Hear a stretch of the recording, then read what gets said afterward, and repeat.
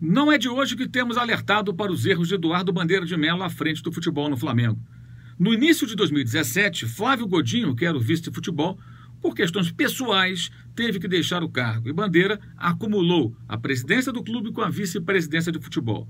A partir do momento em que passou a gerenciar o departamento, ou seja, a ter que aprovar ou fazendo questão de aprovar todas as grandes decisões, o Flamengo desandou de vez no momento que deveria decolar no seu futebol.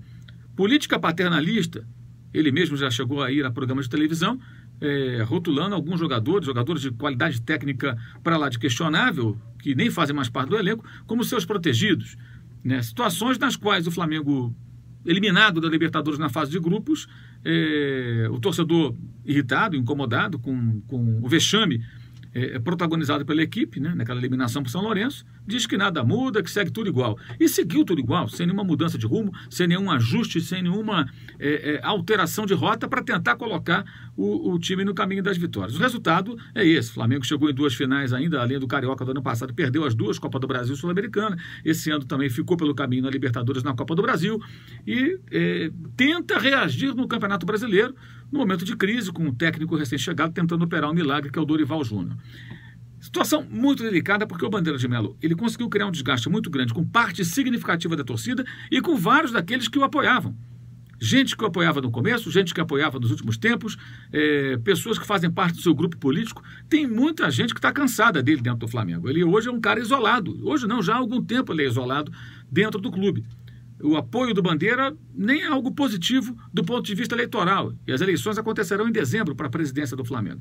E é claro que ele quer fazer o seu sucessor, que seria, no caso, o Ricardo Lomba, atual vice-presidente de futebol, que, na minha opinião, inclusive, teve, em alguns momentos, seu trabalho à frente do futebol profissional do Flamengo atrapalhado pela presença do Bandeira de Mello, dificultando decisões importantes, como a troca de comando técnico, que deveria acontecer antes das semifinais da Copa do Brasil, e só ocorreu depois da eliminação. Ou seja, já deveria ter buscado um técnico mais experiente, como fez o Corinthians, colocando Jair Ventura no lugar do Osmar Loss, antes de enfrentar a equipe paulista. Depois da eliminação, aí resolveu trocar, colocando Dorival Júnior, tirando o Maurício Barbieri, que não tinha mais condições de continuar no cargo, em que pese ser um jovem técnico promissor, não estava na hora dele, não era o momento dele.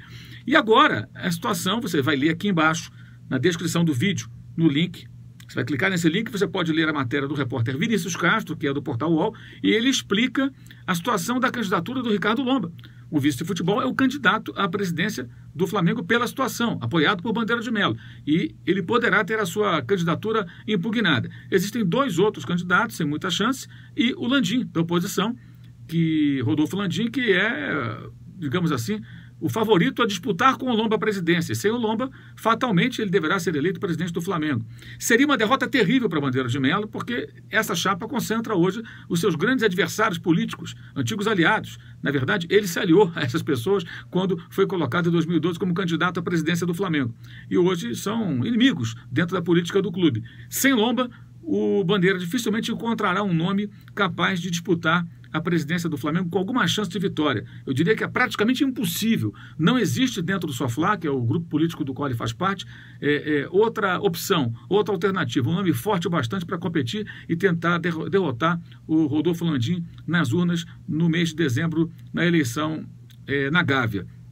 Portanto, os erros cometidos por Bandeira no futebol criaram um enorme desgaste dentro da política do Flamengo e agora ele se vê num beco sem saída, caso a candidatura de Lomba seja de fato impugnada. Isso deve se arrastar, são vários trâmites e é uma questão muito complexa, mas ao final de sua gestão, Eduardo Bandeira de Mello, infelizmente, perde uma grande oportunidade de ser um presidente que entraria para a história do clube, sendo aquele que estava à frente quando uma equipe conseguiu resgatar o Flamengo, reorganizar o Flamengo, colocar o Flamengo nos trilhos, novamente pagando as suas contas e sendo um clube respeitado.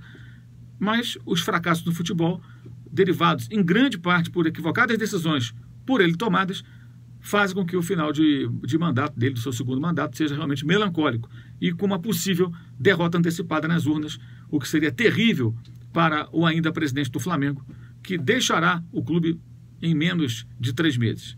Está terminando a era Bandeira de Mello no Flamengo e, a partir de 2019, certamente o clube viverá uma nova fase.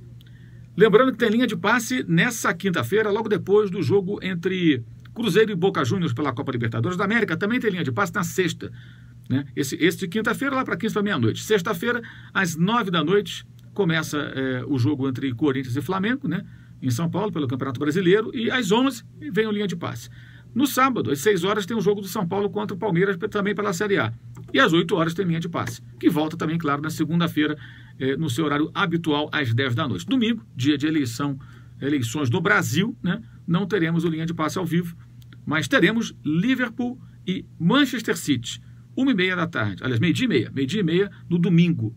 Já por volta de 10 para meio-dia, estaremos falando com imagens direto da cidade de Liverpool para esse grande jogo que valerá a liderança do campeonato. Os dois, mas o Chelsea ali brigando pela liderança, os dois estão à frente e vão se enfrentar nesse domingo o time do Klopp contra o time do Guardiola. Lembrando que na temporada passada, na Champions League, o time de Jürgen Klopp, o Liverpool, eliminou o City de Guardiola e foi também o Liverpool que quebrou a invencibilidade do Manchester City no campeonato que conquistou na temporada 2017-2018. É isso aí. Valeu, saudações!